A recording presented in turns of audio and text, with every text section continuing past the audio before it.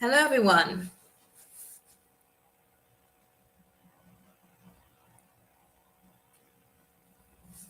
Hello, everyone. This is my second attempt at doing this video. Obviously, the devil does not want this to be done. I've never had any issues with going live, but today I went live the first time, and my office is usually okay when it comes to going live, but then this time the connection was just like and I was frozen on the screen, and I had no idea if anything I was saying was actually going through to you guys. So I came off live, deleted the video on all my channels, and restarted my laptop. And when I restarted my laptop, all my tabs that are usually saved on Google Chrome disappeared. So the joys of technology, eh? So I'm back with all my tabs. I have like almost 90 tabs. Am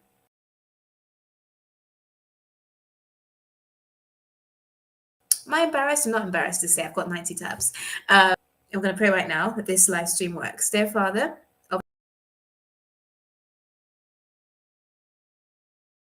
obviously, the devil does not want this to work. So I'm praying people will be able to hear and see me clearly. In Jesus' name, amen. Right, we're back. Okay, so like I was saying, okay. Today's live stream is very, very personal, comes from my heart. And the reason is because, as some of you may know, well, not a lot of you may know, because I haven't really spoken about this too much recently. But a lot of you who've been on my LinkedIn profile, seen my posts for a while, will know that I was laid off in 2023, 2.5 years ago, March 2023. I was laid off for my role as a project manager. And the reason I'm mentioning this right now is, as you know, Amazon yesterday decided to cut 14,000 jobs. Now, that is not surprising to me, and it shouldn't come as surprising to you because we're not new. Let's just face it, y'all. We're not new to tech layoffs, big tech layoffs in particular. There's been Meta, there's been Amazon, there's been Netflix. We're not new to tech layoffs since the pandemic. It's just been happening all throughout the year, every year. Okay. In fact, Amazon CEO Andy Jassy mentioned in a memo that was published on Amazon's website that they're moving more towards a more autonomous future where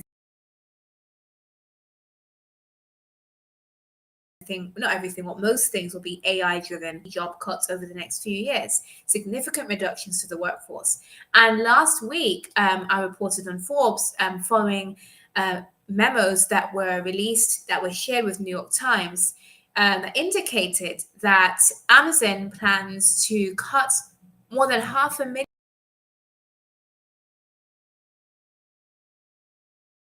jobs within the next few years, more than 500,000. And so the news yesterday that Amazon has decided to lay off 14,000 workers in its global operations is not surprising because that's just the first step in its wave, the first wave of the 600,000 jobs that it plans to eliminate.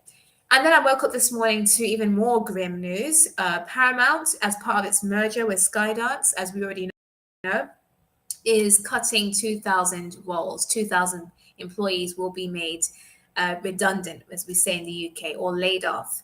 There's just so many layoff news. In fact, there's a layoff tracker in TechCrunch. Have you seen it? There's a layoff tracker in TechCrunch that literally calculates and adds up and notes all the major layoff news from big tech companies to employees. Some of them would say 10% of the workforce, several thousand employees. It's just so many in 2025 alone. As a matter of fact, February 2025, I remember reporting in Forbes that month was unprecedented with the number of tech layoffs was higher than anything we've seen since post-pandemic. So it's pretty grim for those of us who work in tech. It's quite a scary time. You're wondering, okay, are you next? Are you at risk of being laid off? Now, my purpose of jumping on this call is not to tell you if you're at risk of being laid off. You're likely watching this video because you've already been impacted. Do the first steps you should take after being laid off. I'm just giving you my wholehearted advice because I feel it for you. I know what it's like to be laid off from your job, a job that you've absolutely given everything to, a job at the table, takes care of the bills, it provides some sense of stability and regularity and cadence to your day. And without it, you feel meaningless, you feel purposeless, right? And even more worrisome, how are you going to take care of the mortgage? How are you going to take care of the car payment? How are you going to take care of the bills, the groceries,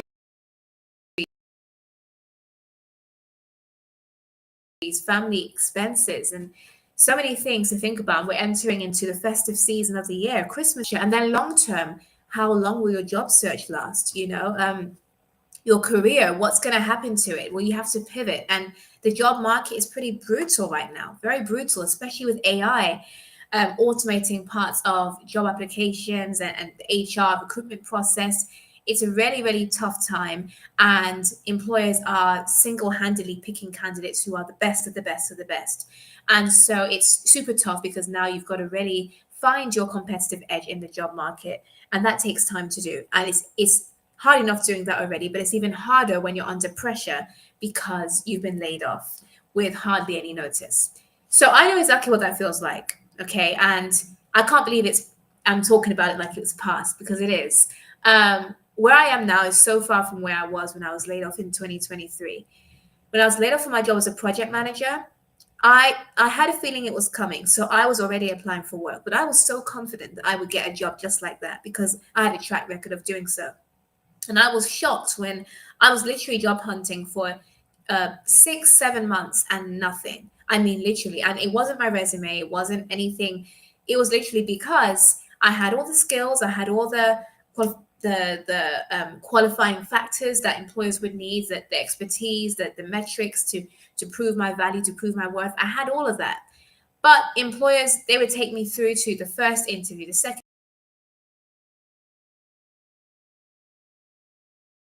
stage interview, even the third and final stage interview consistently. Not because maybe the other candidate was better than me, but mainly the main reason was because the other candidate had more years of experience, or they saw, well, Rachel, she looks young. Let's hire someone who looks a bit more senior for the type of roles that I was applying for. So it was very tough. It was very brutal. Ultimately, I decided to take a chance on myself and hire myself.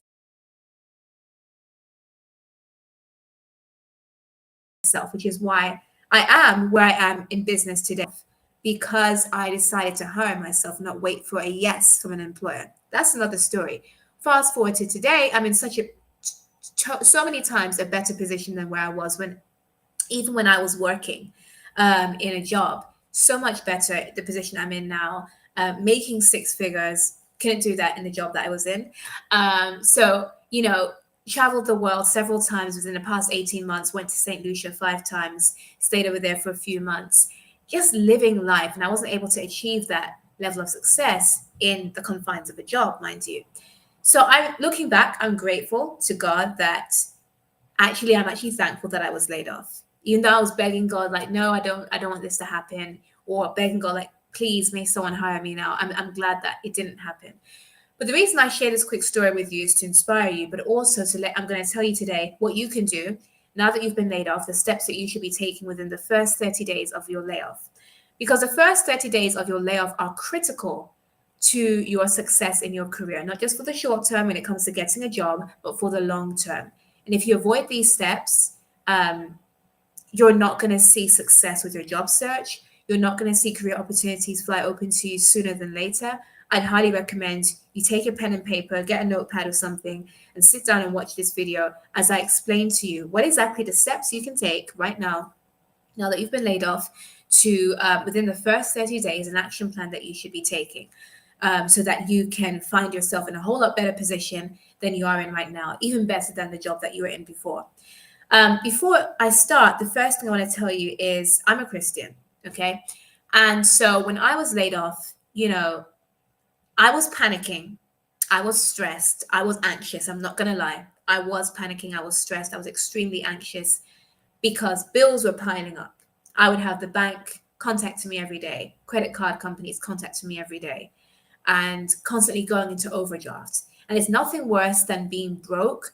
And well, you think being broke is bad. There's nothing worse than being broke with a negative number in your bank account where you've gone over into overdraft. So now you've got to pay that back. It's one thing having zero, but then the overdraft is another story. And that's where I was. But in spite of all of that, one thing that kept me level headed and gave me some sort of peace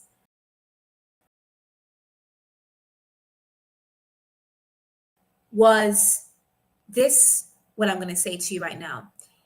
I read in the Bible plans or thoughts of peace, not of evil. Okay. And to give you an expected end, something that you would be excited about, that you would look forward to. And that scripture has always sustained me because I know that ultimately, even though I can't see what my next step is, even though I don't understand or I don't have a clue what's going on with my job, with my career, with my life, with my finances, even where I'm going to live, I know that ultimately God knows my path. And ultimately, where I'm going to end up is going to be a whole lot better than where I am now. It's going to be something that I'm going to be looking forward to and excited about. And sure enough, because I trusted that, where I am today is a testament to that trust. Where I am today is a testament to the fact that I didn't allow my circumstances to define me, but I trusted that God had a bigger plan. And I prayed, and I didn't have peace all the time. I'm not going to be a saint and say I did because I didn't. But that praying and that assurance definitely carried me through. So I want to share that with you. Now, practical steps you can take. First things first, it's easy to rush into panic and fear and worry mode. I get it. We're all human.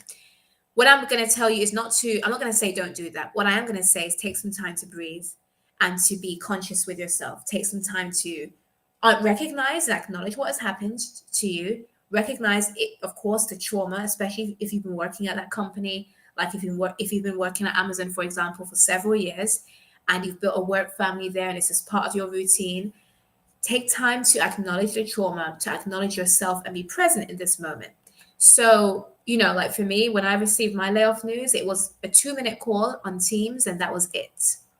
And I was left with my own thoughts. So, what I did is I got up and went for a walk, took a break for my work. I was going to be laid off anyway. And, and I went out for a walk, got some fresh air. And I cried when I was walking. I did a little video. I posted on LinkedIn sharing my experience. If you scroll all the way back to 2023 and watch my videos, you'll probably find that video there. Yes, I haven't deleted it. And it just enabled me to have some time to process what really happened. So I recommend you do what works for you. Could be yoga, could be just relaxation exercises, or just closing your eyes, meditation, praying, going for a walk, going for a run, doing a workout at the gym just to get any angry energy out or frustration out. Do whatever you've got to do to be present with yourself and to acknowledge what has happened and take care of your well-being and your body at this time. That's the first thing. Second thing is you need to understand your rights. So as soon as you've been laid off, don't wait. And I mentioned this a few months ago. I wrote a Forbes article about what to do in the first 30 days after you've been laid off. So go and Google that and you can find it with my name, Rachel Wells. You can find it there. But what you need to remember is your legal rights. So you got to find out about claiming, not just when it comes to your severance package, but also claiming unemployment if you're in the US. Claiming unemployment should ideally be done straight away. So as soon as you are eligible, which is as soon as you find out you've been laid off, you should start claiming unemployment straight away. Don't leave it, don't delay, because likely there'll be a backlog, especially if there's a huge percentage of your workforce who are applying at the same time. There will be a backlog. So try and get in there as soon as possible so that you don't run out. Okay, that's the first thing. Understand your legal rights. Try and process what happened, the conversation you've had with your employer, if there was a conversation, and figure out things like, your severance package, what's involved in that. And you don't need to accept your severance package as is. You can negotiate. For example, you can negotiate for things like, health insurance. You can negotiate possibly for a longer period of time. You can negotiate for things like maybe time back so you can apply for work, or maybe even support with your job search, depending on what's included, if they offer outplacement services as part of the severance package. But really study your severance package in detail. Never say yes, never sign anything until you've gone through it, ideally with a legal professional.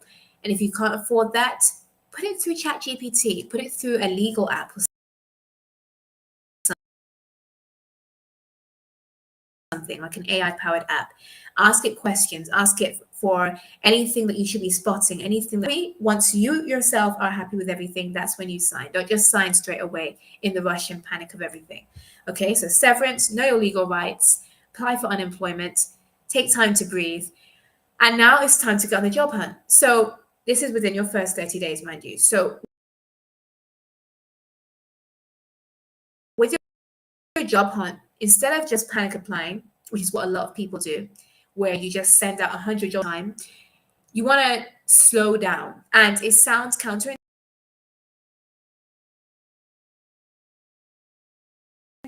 but actually it makes sense, because if you are panicked, you're going to be clicking the easy apply button on Indeed and sending the same resume out to every single employer without properly tailoring or customizing the resume to the job description. It's not possible to send 100 resumes out every week without customization.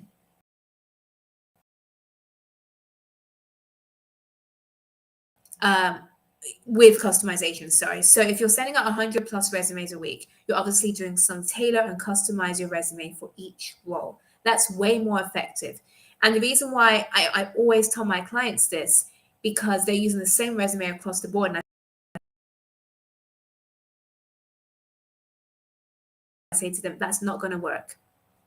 You literally have to tailor it to each job description, even if it's the ATS means applicant tracking systems. It's a software, AI powered software that they use to pass your resume. And it makes it easier for them to comb through the hundreds or thousands of job applications that they've received and select a handful of people for interview. So you need, if you're not tailoring your resume, what happens is you miss a golden opportunity to be picked up by the ATS, for the hiring manager or the recruiter to recognize, oh, this is a good match, and to shortlist you for an interview. That's why I say take your time and make sure that you're tailoring your resume for each and every job that you're applying for. Okay, that's first and foremost. So you can create a master copy of your resume and then create additional copies for each job you're applying for.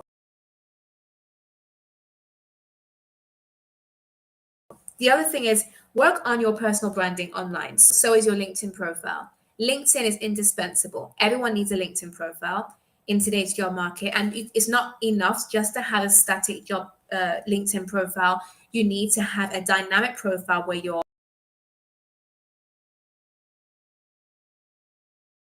engaging with content, where you're personalized. Okay, so I've seen too many people with green banners on LinkedIn, and they're saying, I'm looking for work, I'm actively looking for work, I'm seeking opportunities. When I go to their LinkedIn profile, it reads like a charity case. There's nothing that tells me what value they offer to the organizations that they're applying for. They're just saying, give me a job, take a chance on me. And that's not what you want to do, because no employer will take a chance on you when you beg them to take a chance on you. You got to show them that you have something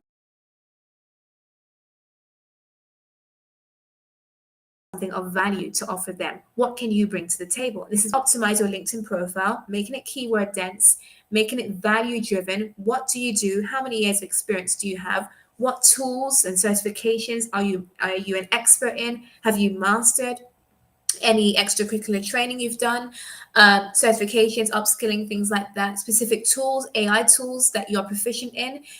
Data shows that job postings with AI tools in them as a requirement pay 28% more than job postings without the AI skills requirement. So to align yourself with those jobs, ensure you put your AI skills in your LinkedIn profile, put them in your resume, fully optimize every section of your LinkedIn profile needs to be filled in. Your profile photo, your headline, your banner, everything needs to be filled in so that you're fully optimized so that employers can recognize you and want to work with you. When you come up in search results, your headline is the first thing that shows on your LinkedIn profile. So make sure it's something that is attention grabbing, conveys value very quickly, is metrics driven, it quantifies the impact that you will deliver to a company, and it's almost like you're selling yourself. It's like a sales pitch for an organization that will entice hiring managers and recruiters to want to click to your profile and learn more. There was one person, I did their LinkedIn profile, and they received 9 requests from recruiters to invite them to a job interview that same week. 9 different recruiters headhunted them for a job after I fully optimized their LinkedIn profile. Why? Because it was fully optimized, because they hit all the keywords, because it conveyed the value that they brought, not as a job seeker, but as a partner. And that's how you want to come across.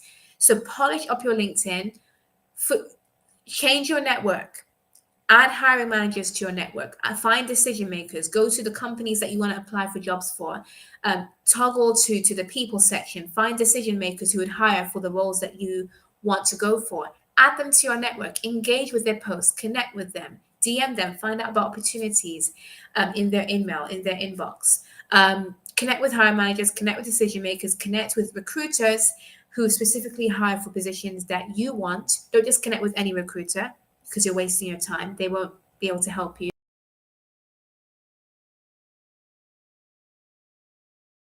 Connect with recruiters that work in your specific field, for example. So find them and connect with them. Connect with thought leaders and industry experts so that you can remain up to date in your field and you can contribute and share valuable content in the comments under their posts. And it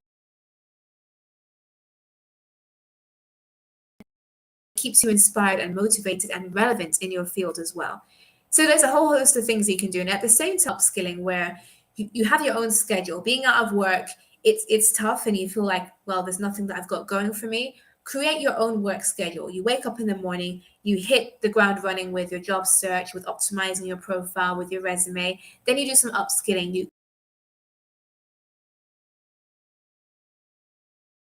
go onto Coursera or onto LinkedIn Learning, or certifications you can complete. There are paid certifications that are low cost. I've got a whole list of free certifications in my Forbes articles that you can scroll through. Start one of them and just start upskilling and adding. Each time you complete a certificate, add it to your LinkedIn profile, add it to your resume. This signals to employers that you're on the ball, that you're very intentional about your career, and it makes you more niche and more in demand and better able to negotiate higher salaries as well.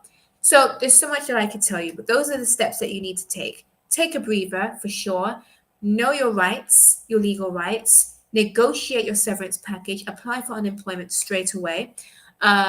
And optimize your LinkedIn profile, your personal branding online. And definitely optimize and refine, completely make over your resume and tailor your resume for the jobs you're applying for. And don't forget to strategically network and add to your network on LinkedIn. Okay. That's the advice I have for you. And last but not least, the reason why I'm where I am now is because I did something else. I took my resume and I figured out how could I hire myself. So don't wait for an employer to say yes to you. While you're job hunting, try and build something on the side because it gives you a win-win. When you build something on the side, you're able to see instant money. You don't have to wait for a salary to come through. You're able to make money on the side from your skills. So you're still working in a way, doing what you love. It gives you a sense of pride and self-respect. It helps to barely, at least, cover the bills, cover your immediate needs and necessities. It also helps you build a portfolio, which you can also use as part of your job applications. And who knows, if you're very persistent and consistent with it, it can explode into a full six-figure business like it did with me. If you land the right opportunities, the right partnerships, strategically build your connections, and really strategize with your business, and not just do anything and everything, but follow a set plan and be consistent and stick with it.